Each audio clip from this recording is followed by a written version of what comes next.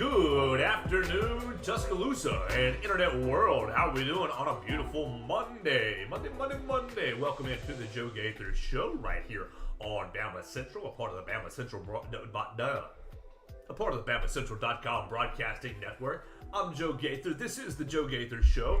As you're checking me out, I want to encourage you guys to listen to our other shows on the BamaCentral.com broadcasting network. Goodness gracious, that's caught me up this morning.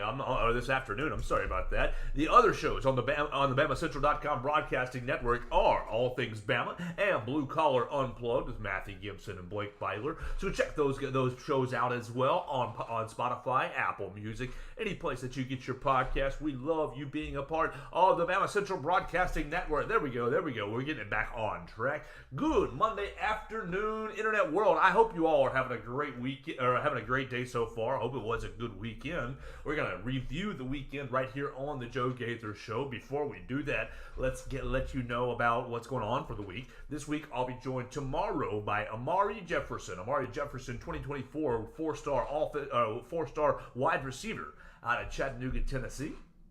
He was on an official visit to the University of Alabama this past weekend, so we get to talk to him tomorrow. I'm really looking forward to hearing from him tomorrow on the program right here at 1 o'clock. You're listening on Facebook, Twitter, YouTube, live at 1, and then we're putting it on playback on Spotify, Apple Music, right there on YouTube again if you want to check it out. Then on Thursday, we're going to be joined by former Alabama Crimson Tide outside linebacker and NFL Carolina Panthers outside linebacker Christian Miller is going to join us on Wednesday to talk all things Alabama football, NFL, and so much more. We're just going to have a good football discussion on Thursday with Christian Miller. Looking to fill our Wednesday and Friday with somebody, but we'll get that filled out in the next couple of days here on the Joe Gaither Show. We appreciate you guys for jumping in and joining us. All right, so what's on tap for today? Today is Monday, and it was a fun, it was a little bit of a difficult weekend here in Tuscaloosa sports and Alabama sports, University of Alabama sports. It was a little bit of a difficult weekend. There was some ups, there was a lot of downs, and we'll just get into it right here, right off the bat. Right off the bat, our guys, Alabama baseball, went up to Wake Forest in the Super Regionals, and oh man, they sort of got their butt kicked. Well, game one, 4-5, highly competitive. Alabama made it a great ball game, really pushing Wake Forest to their limits, answering almost every run. Wake got out to a 3-0 lead. Then Alabama tied it 3-3. Then Wake got up 5-3.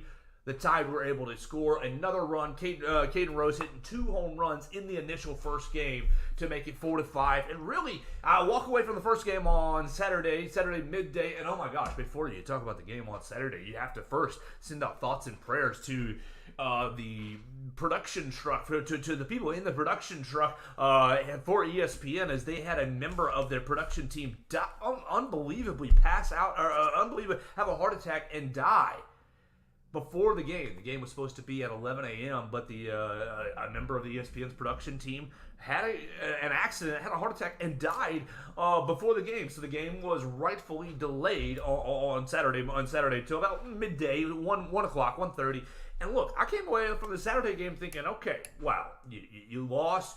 You put up 4 runs against a pitcher in Wake Forest who's going to be a top 10 MLB draft pick this coming up summer. He's going to be drafted in the top 10. So it was a hard matchup in game 1 against Wake Forest's ace. But you came away with a 1-run loss. All right, great. We can go out there and win on Sunday. We can win on Sunday and take it to an if necessary game for Monday. That's what I was thinking. I was hoping. I was planning on that. Oh gosh, it wasn't to be. It was not to be. As on Sunday. On Sunday, the Tide did get their butt kicked. Saturday was a great effort, but Sunday was an absolute, oh gosh, it was behind the woodshed. Wake Forest, the Demon Deacons, took Alabama behind the woodshed and beat Alabama's brains in for 9 innings, 22-5, and really it just started off brutal, as they put up 3 runs in the first inning, 2 in the next, 5 in the third. They shelled Jacob McNary. I love you, buddy. Great effort, great career here at Alabama. Really terrible final outing for him to go out on it. And I'm hoping that Jacob McNary is not just going to, I'm hoping for his sake, his family's sake, everybody, that he's able to lean on and really take away his entirety of his career. I mean, goodness gracious, his last outing here in Tuscaloosa was beautiful. It was what, seven or eight innings, no 3-hit baseball. He struck out a lot of people. He was unhittable in his last game here at Sewell Thomas Stadium. But going up to Wake Forest, golly, he gave up 7 runs off 6 hits, 7 earned runs. He gave up what? How many of those were home runs? He gave up what? He gave up home run 1, 2, 3, 4, 5. Was it 6 home runs? Oh my gosh! Right there in those first 2 innings. Look, we heard reports. There were rumors. There were reports and rumors that Jacob McNary may have been tipping his pitches against the University of Florida in the SEC tournament. And watching that outing yesterday afternoon up in Wake Forest, it made me think about that report. It made me think about those rumors. Was Jacob McNary unfortunately tipping his pitches? Was he unfortunately tipping his pitches to the Wake Forest Demon Deacons? Now, look, Wake Forest didn't need any help. They're the number 1 team in the country. They were one of the best. They are one of the best batting teams in the nation. So they didn't need any Alabama help. They didn't need Jacob McNary to tip any pitches. They really they have the talent, and they're trying to break the curse of number 1 teams winning it all. I think it was 96, 99 the last time a number 1 overall team won the whole dang thing. So they're trying to break that streak, and good for them. Our guys, the season ends in the Super Regionals. Look, if you take away take the last 8 weeks of this season, what a beautiful ride! What a beautiful story that it turned out to be for this Alabama baseball team. Jason Jackson getting elevated from pitching coach to interim head coach. You had guys stepping up left and right. Andrew Pinckney's last couple of weeks of the season were amazing. You just had great performances, and the team just came together beautifully over the last couple of months. Look, we know that crazy bad things. We know that Brad Bohannon may have been involved in some nefarious activities. The extent, the details aren't obviously known, and so I don't really want to speculate what is and what isn't known. What is known is that Coach Bo was dismissed mid-season, and that's obviously a difficult thing. That's obviously a challenging thing. Dismissed mid-season in a season that was kind of going up and down. That was kind of, floundering, trying to decide what direction it was going to go. Well, what happened? They dismissed him, and the team just boom, exploded. Went up. I think it was 14-4, 14-5 when it was all said and done after the dismissal of Coach Bohannon. And so, it brings up the question: should Jason Jackson get the full-time job? And look, 10-15 minutes before I was getting ready to go live here at 1 p.m., I was like, yes, he should get the head job. He should get the extent of the job, but he's not going to get the opportunity. He is not getting the opportunity, as John Talty from 24/7 Sports reports just before we went live at 1 p.m., like literally minutes before we went live at 1 p.m., that Alabama is going to hire Maryland baseball coach Rob Vaughn. Rob Vaughn is going to be the new head baseball coach at the University of Alabama. So look, am I sad that Jason Jackson is not going to get the chance? Yes, I am. I am. But look, do you realize it? Do you recognize the reasons? Do you see? Do you recognize the reasons from the administration standpoint? Yes. If Coach Bo, if what Coach Bo is accused of, if what Coach Bo is accused of giving insider information to gamblers at the least, and at the worst throwing baseball games, then I think it's probably, you can understand the administration's desire to clean the entire slate, wipe the entire slate clean, and give somebody fresh an opportunity, especially a guy who's had such a good record. Rob Vaughn is 183-115 in 6 years at Maryland. He's taken the Terrapins to 3 straight NCAA regionals, and so look, and he's given Maryland's won back-to-back regular season championships. So this is a guy who's won at a big level. I mean, the Big Ten is no joke. The Big Ten is not. It's not the SEC, but it's no joke of a conference. And so Jason Jackson is basically, let's see, industry sources told that Jason Jackson is expected to stay on as Rob Vaughn's top assistant. So we'll see how that plays out on the staff if Jason Jackson does stay on, and if he does, I think that's good. because he was obviously well loved. You saw tons and tons of comments coming out from former baseball players, from players who were on the roster yesterday or this past season.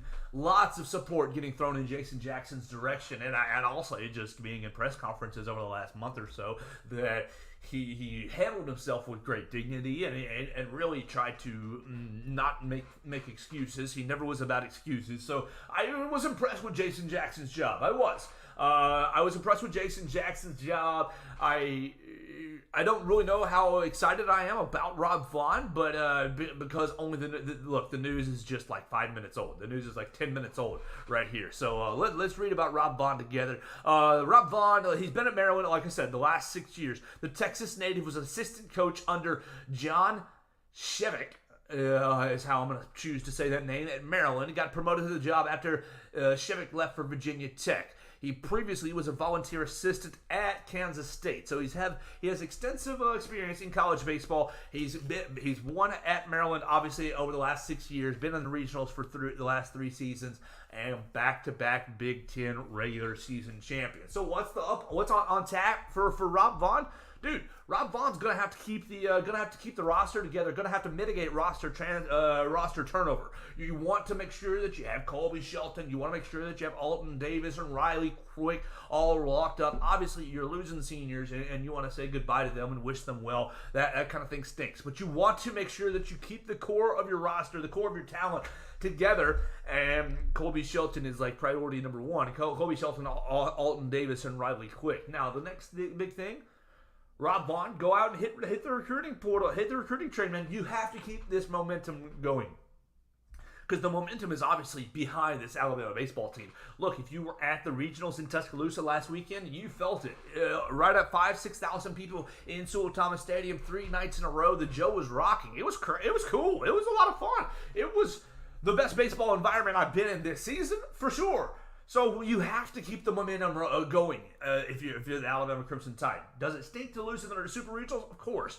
But take a step back and realize just the journey that this program has been on this season. I'd say at the end of it all, it was a successful season. Yes, you want to have championships, you want to lift trophies, that sort of thing. But it was a successful season given everything the program dealt with. So I'm very excited for the next year. That's kind of a milestone momentum for me because, no, I don't really get excited about baseball that much. But, yeah, I was all over watching the Crimson Tide over the last 6 or 7 weeks because the guys really exemplified and exuded the Alabama spirit. We're just going to go out here and work. We're just going to go out here and play our hardest and play together and play for each other.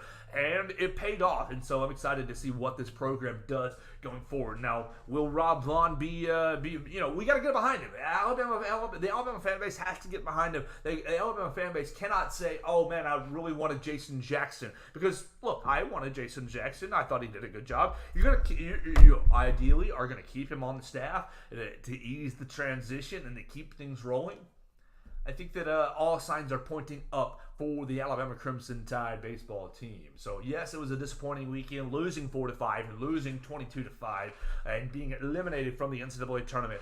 But I think all in all, it was a hell of a season, a hell of a final 6 or 7 weeks right here following the Crimson Tide. And I'm looking forward to seeing how it goes. And now we're going to support our new man, Rob Vaughn. Rob Vaughn, the new head baseball coach of the Alabama Crimson Tide. Hey everybody, happy June. Hey everybody, happy June. Absolutely, it is a happy June. It's June 12th. We're only about a week into June. I hope you guys are having a great, 2 weeks into June now. I hope you all are having a great summer. And yes, like with the Alabama baseball team, it is losing. With the Alabama baseball team losing, it is now the official conclusion. Can you believe it? It's the conclusion of the 2022-2023 athletic season here at the Capstone. And what a season it was. I mean, it was honestly, it was a great year. People talking about, oh my gosh, Alabama didn't win a national championship, this, that, and the other. All I saw this year were teams that carried themselves with confidence, teams that really worked them, that really represented Alabama. And look, I wanted Alabama to win a national championship in basketball. Wanted to get to a Final Four. Wanted to go to the playoffs here in football. Absolutely. Wanted to see the girls. Wanted to see Montana Fouts win the college, win the World Series out there in Oklahoma City. Absolutely. But what you got? You got great character. We got to deal with. We got to cover Will Anderson and Bryce Young their final years. We got to cover Brandon Miller, the roller coaster that it was. We got to cover a great player who I think has high character. You can disagree if you want to, but I think he has high character. We got to cover an amazing Alabama basketball season, with all the drama included. Yes, great wins on and off the court, and it was a great year for baseball too. Like, look. As a whole, the 2022-2023 Alabama athletic season, will it go down as, maybe a little disappointing? Sure, to those who have the crazy high, unrealistic standards. But really, throughout college athletics, this Alabama teams, the Alabama teams, all year long, I think represented the Crimson Tide in fine fashion, putting on great efforts on and off the court and the competitive field. So it was a great 2022 season, and now we get to hibernate for what, June, July? Oh no. Oh gosh, SEC Media Days coming up in the middle of July. So we're going to get 3 or 4 weeks to kind of play around, do some ancillary topics, have some fun on the Joe Gaither Show until we get back to real live action with Alabama football camp. I think I saw Kevin Norwood was up. So what is that, 84, 83 days away from Alabama? Alabama kicking off against MTSU. So we're in the low 80s. So we're officially in the offseason now that Alabama baseball has concluded. There are no more Crimson Tide sports active until the new fall semester gets started. Oh, does that break your heart, or does that make you excited to go on summer vacation? Either way, we will stay with you for the next several weeks until football gets started. Let's talk about another event, football-related event that happened over the weekend. Eric Anders, you guys know him from the 2009 National Championship game, caused the sack fumble on Garrett Gilbert to basically seal the deal for Nick Saban's first national championship here with the Alabama Crimson Tide, beating Colt McCoy, Garrett Gilbert, Mac Brown in Texas. Look, Eric Anders didn't take his athletic career into the NFL. He took his athletic career into MMA, mixed martial arts, and he was on display this past weekend at UFC 289. Eric Anders and Marc-Andre Barrial, led off the main card of UFC 289. The two guys, they are stand-up guys. Look, they're fighting in middleweight, so it's 185 pounds. They both look super jacked for 185. They're probably both fighting at 200 pounds after the rehydration period. But just, oh my gosh. First, okay, Eric lost. That's the bottom line. Eric Anders lost a unanimous decision to Marc-Andre Barrial. Eric, you get a lot of credit for me. One, you go up into Canada, Marc-Andre Barrial, you're Canadian fighting on his home soil. You go into Vancouver and you fight Marc-Andre Barrial and you lose. But I think the story of Eric Anders' career is, golly, bad luck. Lots of bad luck in his career. Lots of it. He goes out there and he pushes the pace in all 3 rounds. He is in Barrial's face, just giving him work all 3 rounds, trying for takedowns, pushing the pace. But Barrial, I got to give him some credit as well. Barrial was better in the pocket, was better in the close range of fighting, and landed a higher percentage of significant strikes. Yes, he did. Now, Barrial, I think, got lucky in the first round. In the first round, Anders rushes right in to start the fight off, to get the thing started. And look, you got to admire Eric Anders carrying the pace for 15 minutes. You think, I can do something for 15 minutes. No, you cannot fight another man who is on your level. I mean, some of you can, but like the cardio that it takes to lead the fight for 15 minutes is pretty extensive. So Eric rushes right into the fight. And Barrial catches him. One shot, it was a kick and a punch, a simultaneous kick and a punch that knocks down Eric Anders right there in the first round. Okay, boom, that's not a good look. The judges knock him down on the scorecard. The next round, Eric gets kicked in the low areas where the sun don't shine. He takes 2 groin shots. 2 different groin shots, accidental as they were, but the referee, does not take away any scoring away from Marc-Andre Barrial. Eric Anders, in my opinion, won the second round with or without the penalty.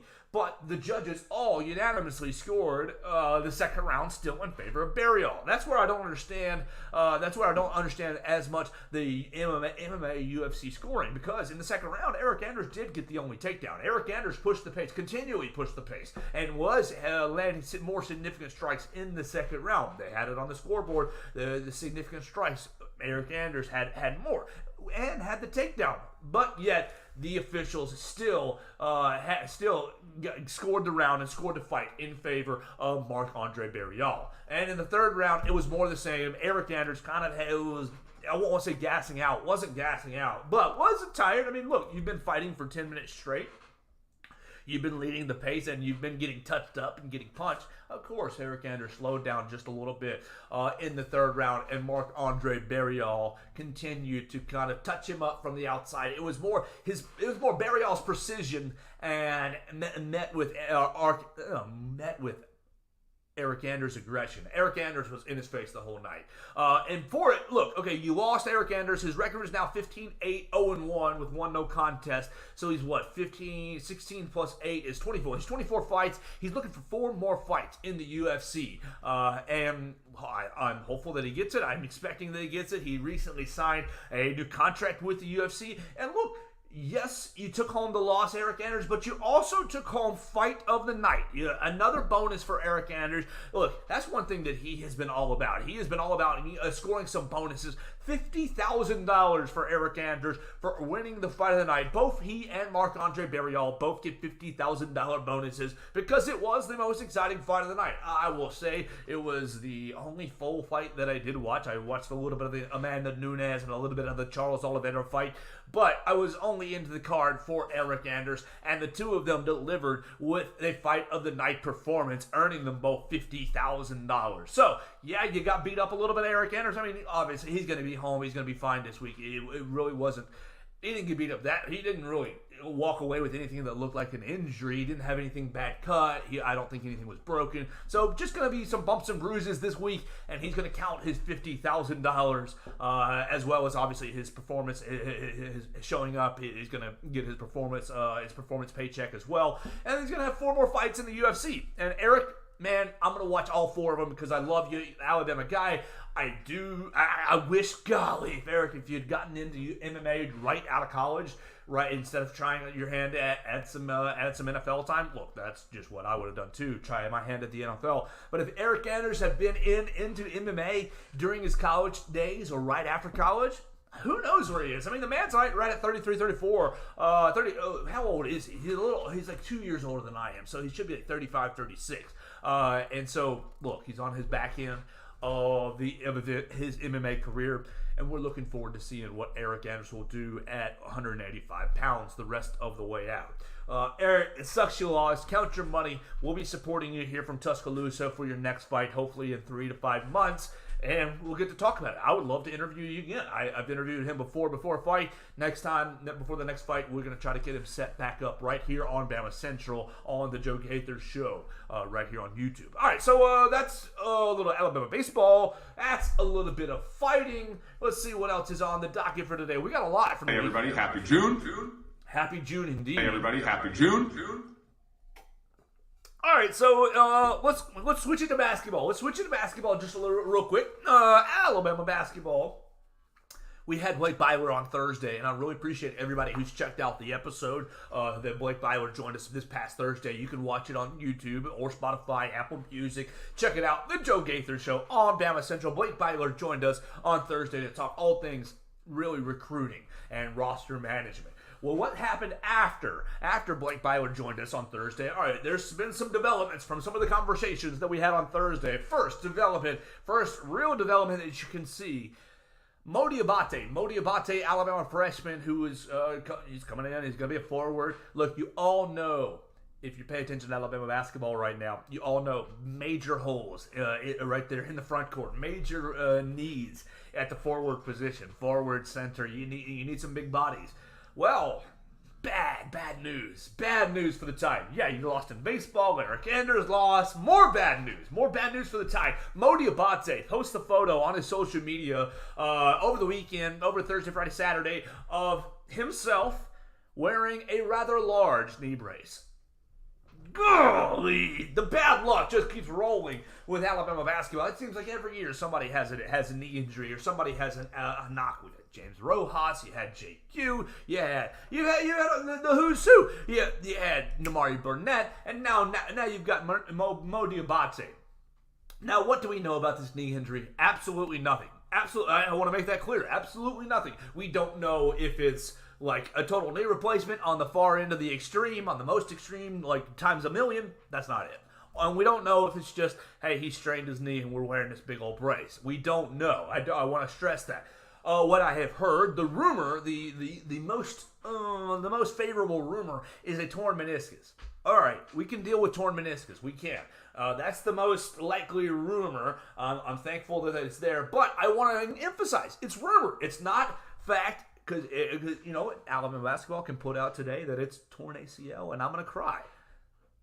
I'm going to cry if that's the case. But the most favorable rumor that I've heard is torn meniscus for Mo Diabate. The timeline for that, a couple of months, you have the surgery, you clean up the knee, you clean up the torn meniscus, then you have some recovery. The problem is you're not going to lose cardio, but it's not going to be as good. You're not going to be as ready for the start of the season, especially if you're a freshman. Golly, if you're you're coming in for your freshman year, you need all that time. You need that entire ramp up, in my opinion, to get ready for your freshman season. It's night and day going from high school into college basketball. And so, Mo Diabate, we are prayerful for your recovery. We are prayerful that your injury is not going to be a severe injury. I think that really we're going to hopefully see some news on the Alabama basketball front pretty soon.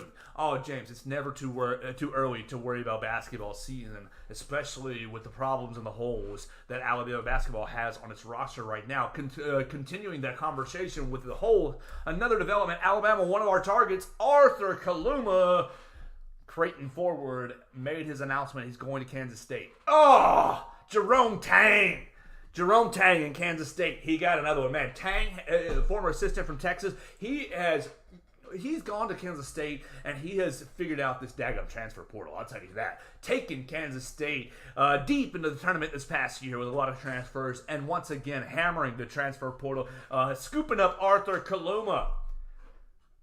6'7" forward out of Creighton, averaging 12-6, 12-7, and really was one of Alabama's bigger targets in the last couple of weeks. So what? I think it's now time to hear from Grant Nelson. Grant Nelson, North Dakota State. Grant, look, Grant, I know you were on a visit to Arkansas. I know you went to Arkansas to Fayetteville this past weekend, and they probably offered you a lifetime supply of Tyson chicken, as well as 2% stock in Walmart, as well as, you know, Eric Musselman's firstborn, whatever. I'm sure they offered you everything at Arkansas.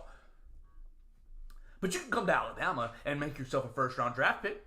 We'll offer you some heavy NIL as well. It won't be as sweet as what you're getting from the Walton family, but we'll offer you some heavy NIL as well. So Grant Nelson, look, he concluded his visit in Tuscaloosa. He concluded his visit in Fayetteville. All the reports from Joe Tipton, from my man Blake Byler, all the reports say that it's now down to two schools, Alabama and Arkansas. And yeah, you were looking for news yesterday. You're looking for news today. You're not going to get it. All my rumor mill has said that you're not going to hear from Grant Nelson today.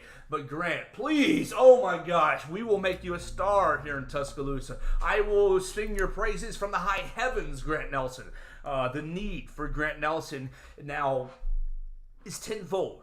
After losing Arthur Kaluma, after kind of seeing Mo Diabate go down this past week in practice to an injury, to an undisclosed injury, you need to get Grant Nelson into the Alabama Crimson Tide fold. Yeah, oh gosh, it's so important. So we're looking forward to seeing some news on the Grant Nelson front here very, very soon. All right, let's flip it to football. That's what you're all here for. We've already wasted your time with Alabama baseball, with a little MMA and Alabama basketball. So let's flip it to football. That's what you're all here for. The Alabama Crimson Tide football team. You want to start NFL or you want to start with the college? Let's start NFL. We'll make you continue to wait for the goodies.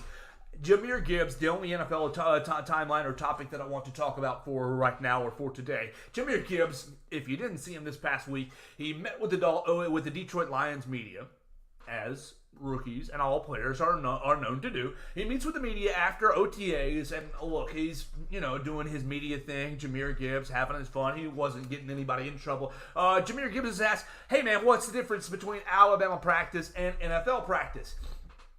And Jahmyr Gibbs gave Alabama Nation a little tidbit, a little gold nugget that we can enjoy over the next couple of months. He says, one big difference. He says, we get the work in the NFL. We get our work in. We come out. We do our jobs. But they're not trying to kill us out here like they were at Alabama. What? Come on, Jay. Come in, Jahmyr. We weren't trying to... Nick Saban wasn't trying to kill you. Oh, man. Okay, so what? Lots of people take it and run. Oh, Nick Saban overworks his players. Oh, Nick Saban. No. I think Nick Saban just prescribes to the mindset that the practices have to be harder than the games. We want to test you in practices to see what you're going to do in a game. And Nick Saban is the master at that. I think Jahmyr Gibbs is experiencing, like a lot of players who leave Tuscaloosa and go into the NFL, they experience, it's a little more corporate. It's a little more business-like. It's not as pushing you to your brinks. You got to do that on your own in the NFL. Now, so what's Jahmyr Gibbs going to be doing this year? I saw recent projections. Jahmyr Gibbs right about 500, 600 yards rushing behind David Montgomery. Look, y'all know that I'm a Chicago Bears fan, and David Montgomery spent the last four years with the Chicago Bears, went to the Detroit Lions, and is now slated as the starting running back in front of Jahmyr Gibbs. Jahmyr, do not sit behind Demo. Jahmyr, put in some work this summer. Look, he's more talented. He's a lot faster than Demo. Now, I don't think he pass protects as well as David Montgomery. David Montgomery is a pretty good little pass protector, and he's pretty good at running in between the tackles. But as far as pure speed and overall running back ability, Jahmyr Gibbs puts David Montgomery to shame. There's a reason they drafted him with the 12th overall pick. Lots of people said, you overdrafted him. You could have got him later. No, you drafted him with the 12th overall pick because they're going to work him. I'm sorry, Demo. They didn't pay you jack squat. They didn't pay David Montgomery real money. They gave him 3 years, $18 million, $6 million a year. That's average starting running back money, but that's not superstar starting running back money. That's not, hey, you're not going to get your job taken away from you money. No.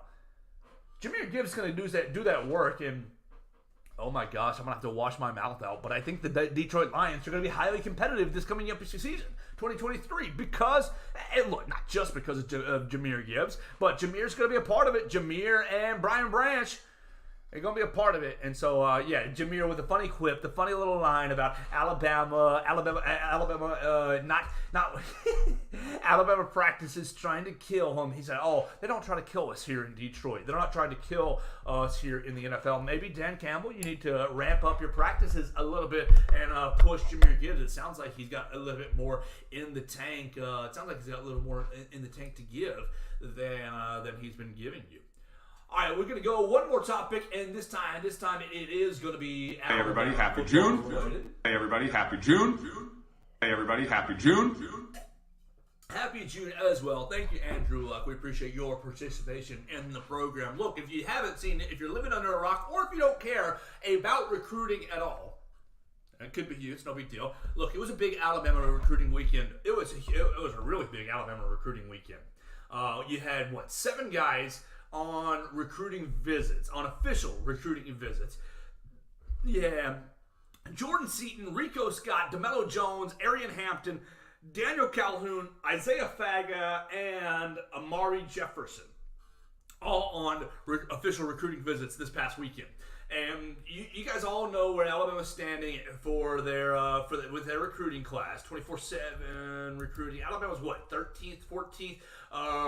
If I can spell and type at the same time, that would be a really helpful thing. So Alabama's 13th? That's 2023. I want 24 because that's what we're working on right now. 16th currently in the 2024 overall rankings with 8 commitments in the class. The most recent one was we saw Joseph Ionetta commit last weekend, offensive lineman out of Florida. And you're really looking to see Alabama make some inroads in the next month or so. Look, June and July over the last 2 years has been the heavy recruiting period for Alabama, where Alabama has made a lot of inroads. I remember 2020, everybody was like, "Oh my gosh, it's the pandemic. Alabama has only one recruit, has only one commit," and then by the end of August, it was like, boom, #1 class in the country, and had it all filled out. Alabama's going to do some work over the next month or two.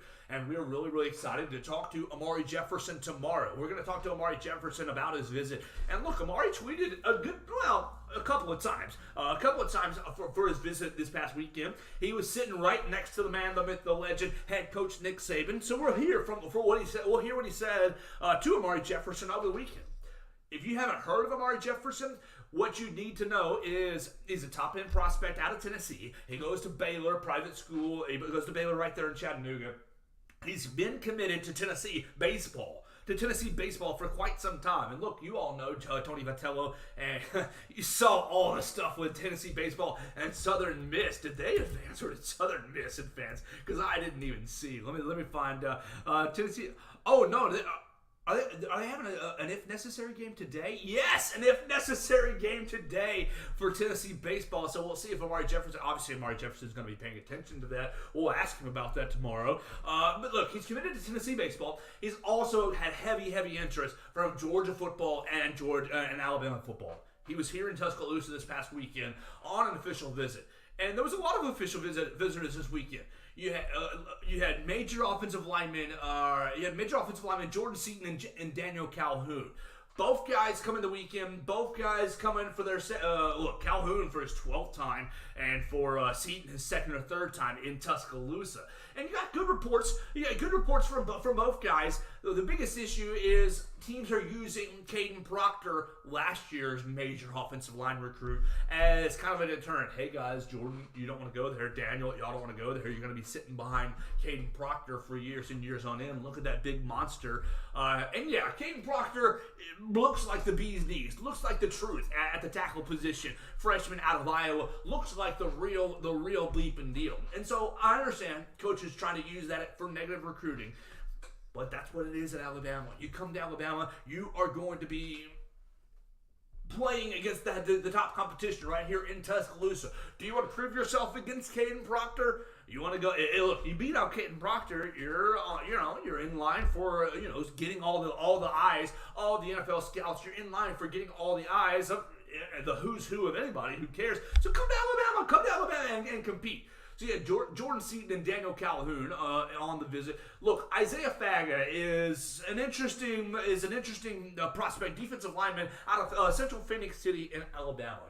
If you've paid any attention to him, he's originally out of Las Vegas. He's committed to Utah. He's got some Polynesian descent, so we all know that Utah has heavy ties with Polynesian culture, and so you've got a little bit of competition there.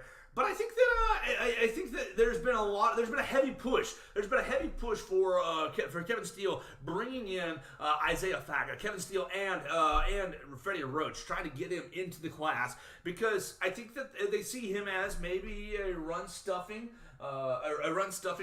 defensive lineman, somebody who can come in and really kind of fulfill that old Josh Chapman role, that old Terrence Cody role. He's 6'2", 284, so he's just a hair undersized still. But look, junior in high school or going into your senior year, you got plenty of time to grow out. And if you come to Alabama, you are getting the top end of the nutrition and strength and conditioning. And so you're going to grow. You're going to grow from that end. All right, so just a little bit of other. Let's see. DeMello Jones. DeMello Jones was the other recruit this weekend who was committed elsewhere. Faga and DeMello Jones. Faga committed to Utah, and Jones is already committed to UGA. Look, DeMello Jones has been highly sought after. And interesting note this past weekend, Caleb Downs was his kind of official visitor, was his kind of guide this past weekend. And so he and Downs, DeMello Jones and Downs, both from Georgia, and Caleb Downs committed is here in Alabama.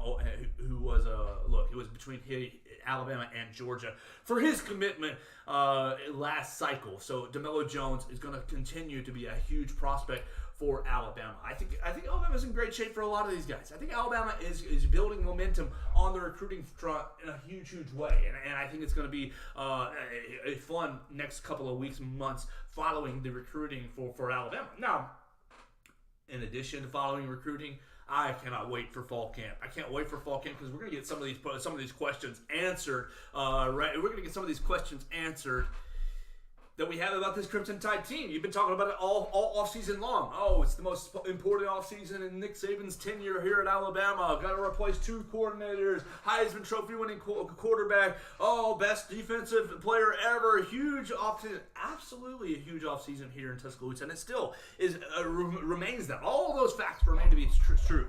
I want to conclude our program today by talking about the bald man in North Carolina. The bald man in North Carolina joined a radio program in Birmingham this past week and talked about the Alabama quarterback battle. Look, we don't know who's going to play quarterback here in Tuscaloosa. We don't. You obviously know you got the 5 guys who have come in. You've got Jalen Milroe, you've got Ty Simpson, you've got Eli Holstein and Dylan Lonergan as the 4 kind of Alabama guys, and then the 5th, Tyler Buckner, comes in as a transfer this past during the offseason and enrolled pretty recently, like a couple of weeks ago. And the bald man in North Carolina joined a radio program in Birmingham and said that he doesn't think that Tyler Buckner comes to Alabama without a wink and nod deal from from Tommy Rees and Nick Saban. And come on, Feinbaum,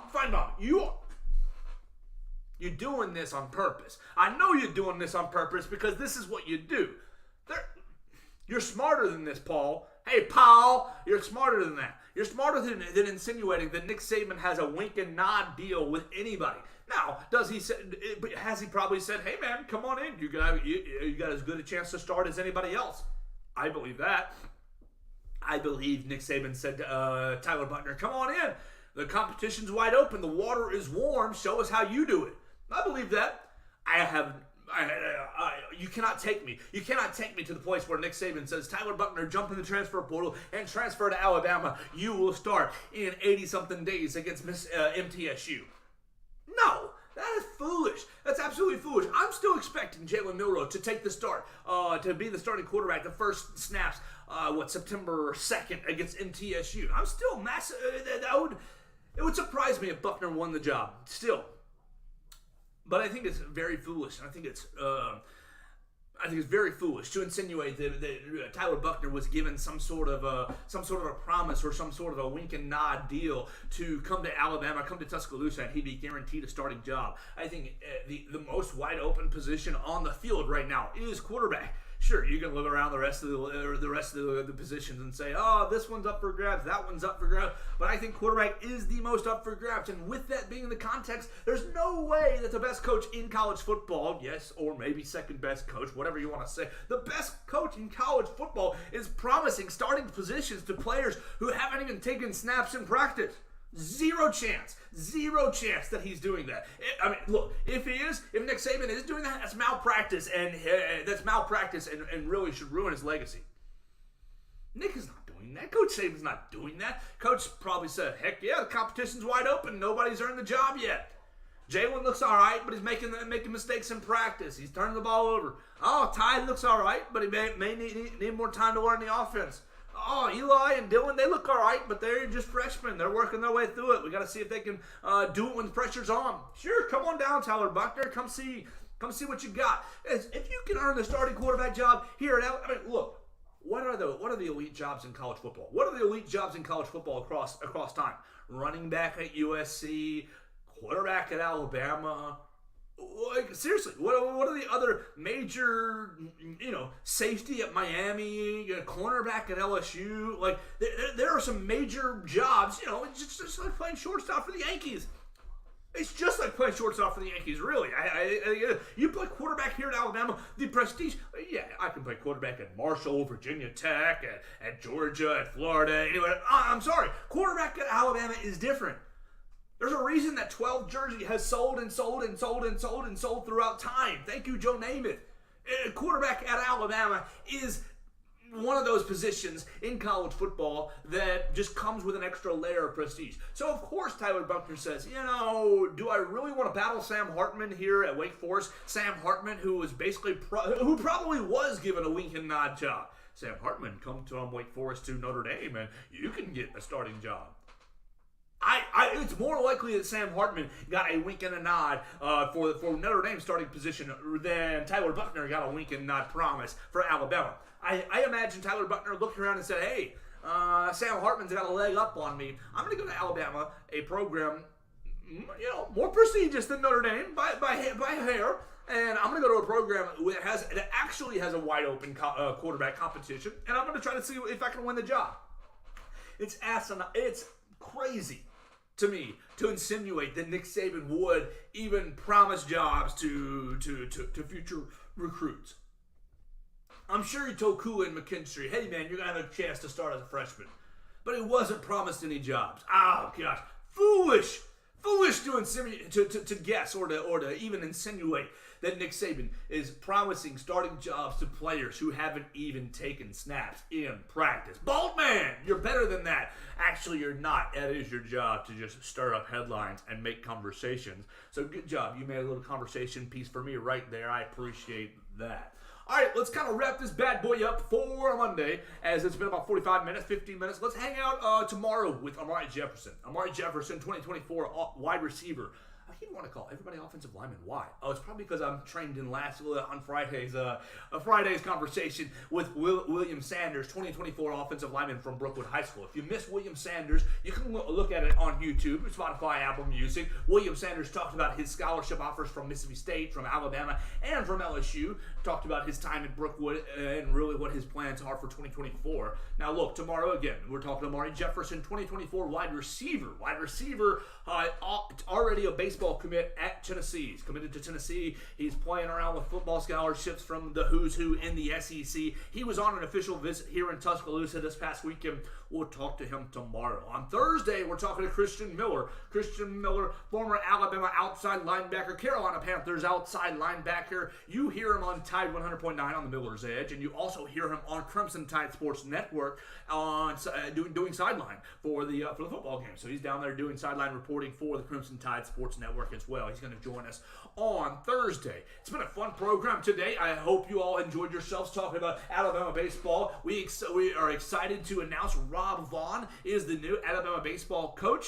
And Jason Jackson is apparently being retained as as the top assistant. So that's great news for the Crimson Tide. Hopefully Jason Jackson will continue the momentum. Rob Vaughn can carry it forward going forward into next year. We talked Alabama baseball. We talked Eric Anders, MMA, a little UFC in Alabama. We talked Mo Diabate, Arthur Kaluma, and Grant Nelson.